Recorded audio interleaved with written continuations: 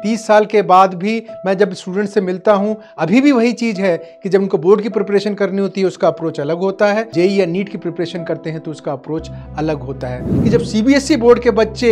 एक लैंग्वेज पढ़ रहे हैं तो स्टेट बोर्ड्स के बच्चों को ऑप्शन होना चाहिए, चाहे वो 2 लैंग्वेज पढ़ें चाहे वो एक लैंग्वेज पढ़ें, डिपेंडिंग ऑन क्या उनका करियर प्रोग्रेशन करना चाहते हैं, क्या उनका विजन है अपने करियर के लिए। क्या आप नहीं चाहते कि आपके जो स्टेट के बच्चे हैं उनका स्ट्रेस लेवल कम हो, उनका वर्कलोड कम हो? आपके हाथ में है, सब कुछ रेडी है, बस एक डिसीजन लेना है। फ्रेंड्स, पीपी टॉक्स में आज का टॉपिक है कि हम 12th बोर्ड और जो एंट्रेंस एग्जामिनेशन होते हैं 12th के बाद, नीट और जेई, इनका हम तालमेल कैसे बढ़ाएं, इनके बीच का जो डिस्कनेक्ट है उसको हम कैसे कम करें और बच्चों का स्ट्रेस लेवल और बच्चों का वर्कलोड हम कैसे कम करें।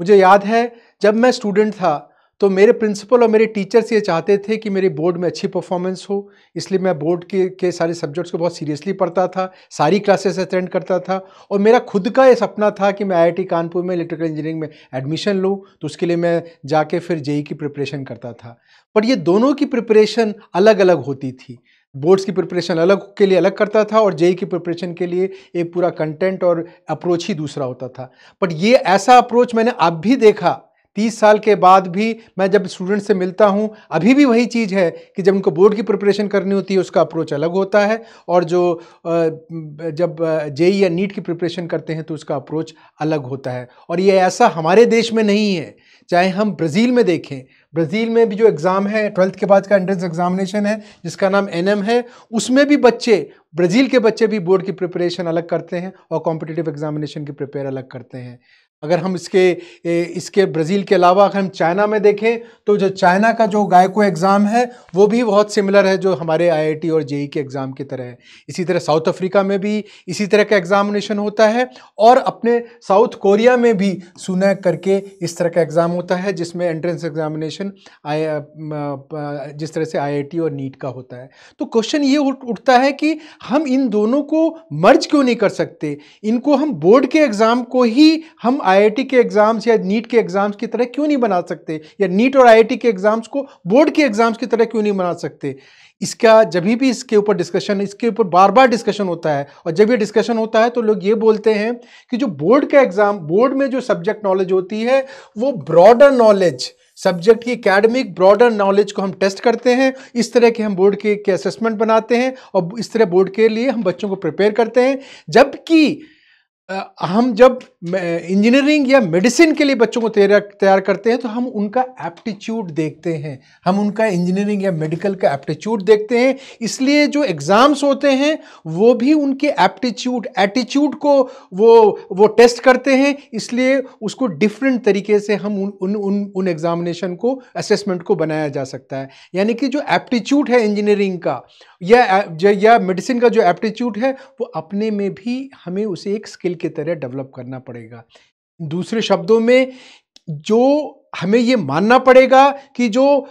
मेडिकल या इंजीनियरिंग की प्रिपरेशन है और जिस तरीके से उसे प्रिपेयर किया जाता है वो अपने में एक सब्जेक्ट है।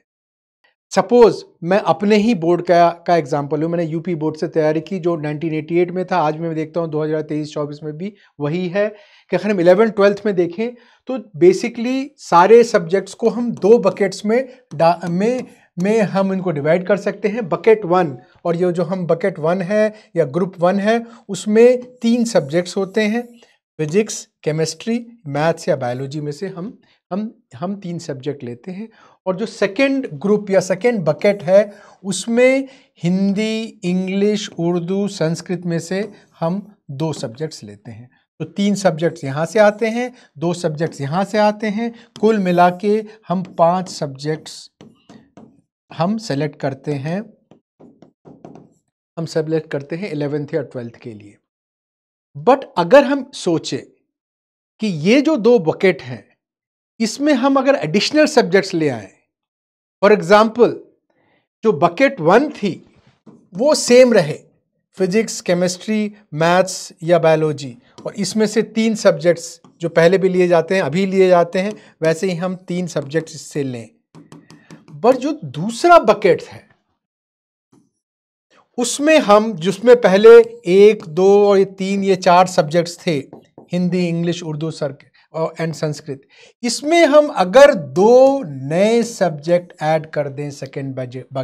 बकेट में, ये 2 नए सब्जेक्ट्स अगर ऐड कर दें, प्री मेडिकल और प्री इंजीनियरिंग सब्जेक्ट ऐड कर दें और बोले कि इन 6 सब्जेक्ट्स में से 2 सब्जेक्ट स्टूडेंट ले सकता है, यानी कि 3 सब्जेक्ट बकेट 1 में से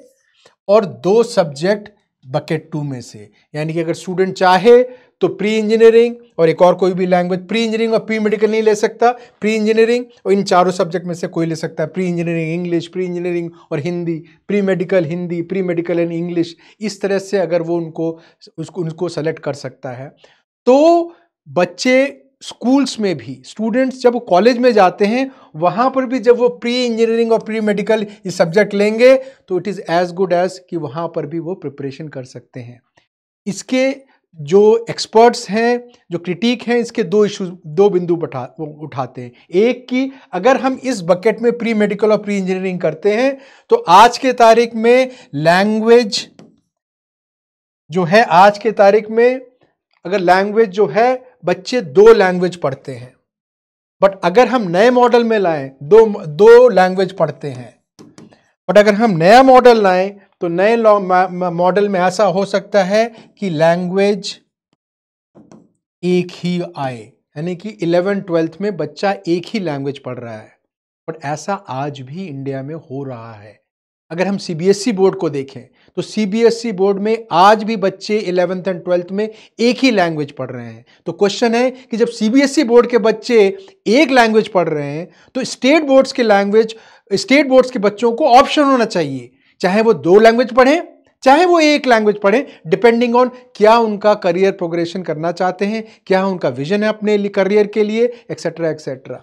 सो अगर एक लैंग्वेज लेके भी बच्चा 11th and 12th state boards में कर रहा है तो वो नेशनल पॉलिसी के अगेंस्ट नहीं कर रहा है, क्योंकि सीबीएसई बोर्ड के बच्चे आज की तारीख में भी एक ही लैंग्वेज सब्जेक्ट पढ़ रहे हैं। दूसरा इस कॉन्सेप्ट का जो क्रिटिक आता है वो ये आता है, क्या हमारे पास इतने बच्चे, इतने टीचर्स हैं जो ये प्री मेडिकल और प्री इंजीनियरिंग के सब्जेक्ट्स हैं, वो क्या ब्लॉक हेडक्वार्टर, जो बड़े बड़े विलेजेस में जो इंटरमीडिएट कॉलेजेस हैं, ब्लॉक हेडक्वार्टर में, छोटे छोटे ज़िलों में जो हेडक्वार्टर पे जो इंटरमीडिएट कॉलेजेस, वहाँ पर क्या हमें ये टीचर्स, इन सब्जेक्ट को पढ़ाने के लिए टीचर्स मिलेंगे? अगर हमें टीचर्स मिलते हैं तो ठीक है, अगर टीचर्स नहीं मिलते तो क्या स्टेट बोर्ड्स, क्या इंटरमीडिएट बोर्ड्स उन सब्जेक्ट्स को, प्री मेडिकल और प्री इंजीनियरिंग सब्जेक्ट्स को वो ऑनलाइन भी तो पढ़ा सकती है? आजकल तो पिछले 5-6 साल से कोविड आने के बाद ये ऑनलाइन टीचिंग एंड लर्निंग का जो मोमेंटम शुरू हुआ है, उसमें इंडिया में अब ये प्रूव हो गया है कि सब्जेक्ट्स को हम ऑनलाइन पढ़ा सकते हैं। अगर हम क्यों ना हम ऐसा विजुलाइज करें कि 4 सब्जेक्ट्स तो फेस टू फेस पढ़ेगा बच्चा जब इंटरमीडिएट कॉलेज में जाएगा, 4 सब्जेक्ट्स फेस टू फेस, और एक सब्जेक्ट, ओनली 1 सब्जेक्ट ऑनलाइन और डिजिटल लर्निंग के थ्रू पढ़ेगा। ऐसा क्यों नहीं हो सकता? आज की तारीख में भी जब स्टूडेंट्स ग्रेजुएशन करने जाते हैं, बीए में, बीटेक में, बीएससी में, फर्स्ट ईयर में जाते हैं, तो उस समय उनको अब अलाउड है कि वो 2 सब्जेक्ट ऑनलाइन पढ़ सकते हैं। बीए, बीटेक, बीएससी में 5 सब्जेक्ट्स होते हैं, इन 5 सब्जेक्ट्स में आज 2 सब्जेक्ट्स बच्चे ऑनलाइन पढ़ रहे हैं। तो अगर फर्स्ट ईयर में बीटेक बीएससी में 2 सब्जेक्ट पढ़ सकते हैं तो 11th-12th में एक सब्जेक्ट तो ऑनलाइन पढ़ा ही जा सकता है। और ये सब्जेक्ट को कैसे विजुलाइज किया गया है डिलीवरी, कि स्कूल में ही एक पीरियड होगा जो कि ऑनलाइन सब्जेक्ट का पीरियड होगा। उस समय बच्चे अपने क्लासरूम में अपने टैब्स के साथ, लैपटॉप्स के साथ या कंप्यूटर क्लासेस में जाएंगे और वहाँ पर वो ऑनलाइन क्लासेस की डिलीवरी होगी। ज़्यादातर कॉलेजेस में अब स्मार्ट बोर्ड्स भी आ गए, स्मार्ट बोर्ड्स में वो ऑनलाइन लेक्चर लाइव या रिकॉर्डेड दिखाया जाएगा। तो इस तरीके से अगर हम इन सब्जेक्ट, प्री मेडिकल और प्री इंजीनियरिंग सब्जेक्ट की जो टीचर्स की शॉर्टेज है, इस शॉर्टेज को भी हम पूरा कर सकते हैं। अगर स्टेट बोर्ड्स ये डिसीजन ले। और हमारे देश में जो स्टेट बोर्ड्स हैं, हमारे देश के जो स्टेट बोर्ड्स हैं, हमें मालूम है कि स्कूल एजुकेशन जो सब्जेक्ट है वो स्टेट लिस्ट में, कॉन्स्टिट्यूशन के स्टेट लिस्ट में है। स्टेट लिस्ट का मतलब ये होता है कि स्टेट लिस्ट में ये सब्जेक्ट है, और स्टेट लिस्ट का मतलब ये होता है कि अगर स्टेट गवर्नमेंट्स चाहें तो उन्हें, अगर आज कोई स्टेट गवर्नमेंट चाहे कि वो प्री मेडिकल या प्री इंजीनियरिंग सब्जेक्ट को इंट्रोड्यूस कराना चाहता है, वो भी ऑनलाइन इंट्रोड्यूस कराना चाहता है, तो स्टेट गवर्नमेंट कॉम्पिटेंट है। हमारे देश में 35 स्टेट बोर्ड्स हैं। इन स्टेट बोर्ड्स में अगर एक स्टेट बोर्ड भी ये प्री मेडिकल और प्री इंजीनियरिंग सब्जेक्ट को इंट्रोड्यूस करती है एज ए ऑप्शनल सब्जेक्ट, अगर बच्चों को ये परमिशन देती है कि तुम्हारे सेकेंड ब्रैकेट में भी हम तुम्हें प्री मेडिकल और प्री इंजीनियरिंग सब्जेक्ट को ऐड कर रहे हैं, ऑप्शन है। चाहूं तो आज जो मैं कर रहा हूं, मैं 2 सब्जेक्ट, इनमें से कोई 2 सब्जेक्ट ले रहा हूं, हिंदी इंग्लिश उर्दू संस्कृत में से मैं 2 सब्जेक्ट ले रहा हूं, आज भी ले सकता हूं, कल भी ले सकता हूं, बट कल मैं एक एडिशनल ऑप्शन भी दे रहा हूं। ये पूरा स्टेट बोर्ड, स्टेट गवर्नमेंट्स के हाथ में है। क्या स्टेट बोर्ड्स, क्या आप मुझे सुन रहे हैं? क्या आप नहीं चाहते कि आपके जो स्टेट के बच्चे हैं उनका स्ट्रेस लेवल कम हो, उनका वर्कलोड कम हो? आपके हाथ में है, सब कुछ रेडी है, बस एक डिसीजन लेना है कि मैं प्री मेडिकल या प्री मेडिकल और प्री इंजीनियरिंग सब्जेक्ट को अपने स्टेट में इंट्रोड्यूस करूंगा। और अगर एक स्टेट बोर्ड इंट्रोड्यूस करेगा इस सब्जेक्ट को, मेरा विश्वास है